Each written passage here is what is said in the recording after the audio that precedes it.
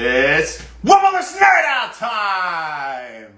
What's going on, you guys? Happy Wellness Nerd Out time and happy chess time, because today we're going to continue our discussion, as we will throughout this entire week, about how life imitates chess. All right? Before we get started, I want to say happy birthday, Monica Ingham. Happy birthday. I hope you're having a great day. This one's for you. We'll get to her at the end. As for now, let's get into what we're talking about for today. And what we got is J-Mo licking us. What's up, buddy? And what else we got is the fact that untapped potential is wasted potential, right? Well, no kidding, right? We all know that if we don't use our assets, they're worth nothing. If you have a good idea and it doesn't come to fruition, what was the idea worth? It was worth absolutely nothing, right? Didn't do anything with it. So this principle is very evident in chess, and I kind of set up a board quick to give a good example of that, where, you know, we talked about the basics of chess yesterday. We talked about how much different pieces are worth and things like that, right? And we know that a rook, all right, that's enough. That's enough. We know that a rook is 5 points. We know that a knight is 3 and a queen is 9, right? So if you look here at black, material-wise, and when we say material, we just mean the pieces present, right? Material-wise, what does black have? 2, 4, 5 pawns. White also has 5. They both have 2 rooks. Bishop's equal to a knight. Black is up an entire queen, which is right here. But what is the queen doing? The queen isn't doing anything. It's blocked in by this pawn that somehow got doubled.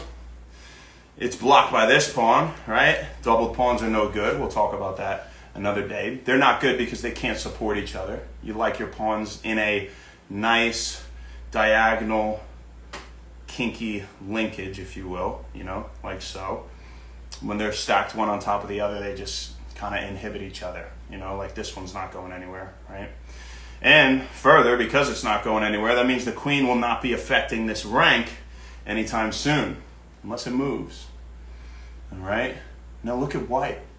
All we have are 2 rooks and a bishop, but the black king is open. And even though black, again, has this extra queen, it's useless. This rook in the corner is useless. This knight is useless. This rook is useless. This board is the same as this. What's the difference? Let's even look at the moves. What is different? Put them all back. All right? White to move. We have mate and a few here. All right? So say we have check with this bishop. Diagonal hitting the king, right? He can't come anywhere in this H file, right? A, B, C, D, E, F, G, H, right? This is H. So this would be H8 down here, like we talked about yesterday, right? And it can't go anywhere here because the rook is blocking, right? The rook is attacking here, and the king isn't allowed to put itself in check, or else the game would never end, right? So that's how we get checkmate. The king's in check, and it can't go anywhere, and it can't block it with any pieces, right? So we really only have one move. We can't block it with anything, right? So he comes over here. Next move, we move this rook for checkmate, right? King can't go anywhere in this file because this rook. He can't obviously go here, he's being attacked, and he can't go back here because the bishop.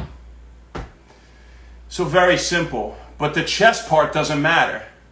The chess part doesn't matter. What matters is that you don't just come up with good ideas. These are good ideas. These are all good ideas. They turned into nothing. You either forgot about them, you forgot the rook even existed, so you never moved it, right? You made a bad move earlier to put the queen in such a, awful spot, right? You took your ideas and you just did nothing with them, right? And the same goes for, it goes for becoming successful in life.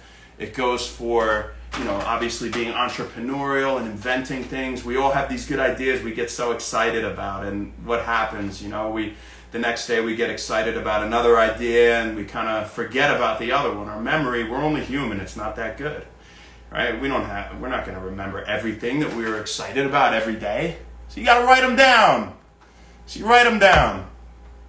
This is kind of, it is related. Yeah, you write it down so that you don't forget it. And every day you look at it and you accomplish your goals. You make your ideas come to fruition so they're not worth nothing.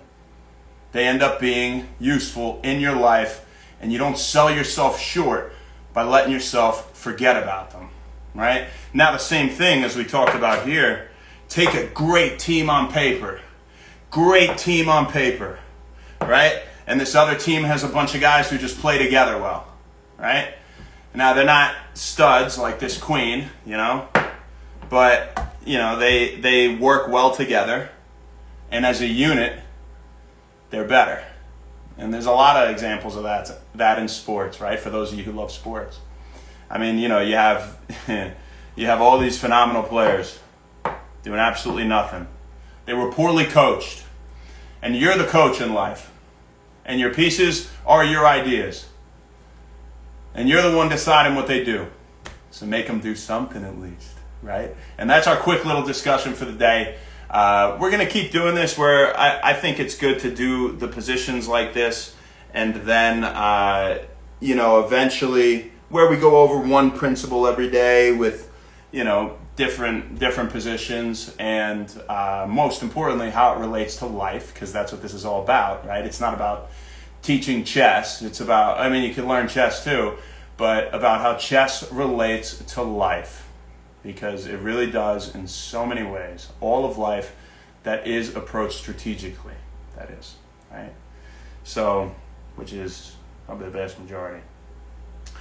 So what we'll do after that is we'll start going through Grandmaster games. I'll start, I'll get a few and play them out for you guys. We could talk about them, what's going on, things like that. But first we're going to focus on principles, so I hope you've been enjoying it. We'll continue the discussion tomorrow. Before we go, though, we got to say happy birthday, Monica. Happy birthday, girl. I hope you had a great day. I hope you enjoyed it. You looked absolutely beautiful at your guys' wedding. You and Deej, I just love you guys so much, and you are a beautiful person. So I hope you had a fantastic day today. All right? I really do, and I hope Alaska is treating you guys well. Can't see how it wouldn't be. Alaska seems pretty great. Would definitely rather be there right now than in New York, but that's a whole other thing. I hope you had a fantastic day. You deserve it. Happy birthday, and know that 100% this one is for you. Give Dory a big old kiss, a big old smooch on those big old lips. Dory's probably massive now, if she could even have gotten any bigger since the last time I saw her. So, yeah, I love you guys. Happy birthday. This was for you. Who do we got on here? Paul Silva, what's going on? Eric, how you doing? Colombian girl, what's up, girl? How you doing? Thanks for hopping on. Have a fantastic rest of your day. Happy When Wellness. We'll see you tomorrow, guys. Take it easy. Thank you.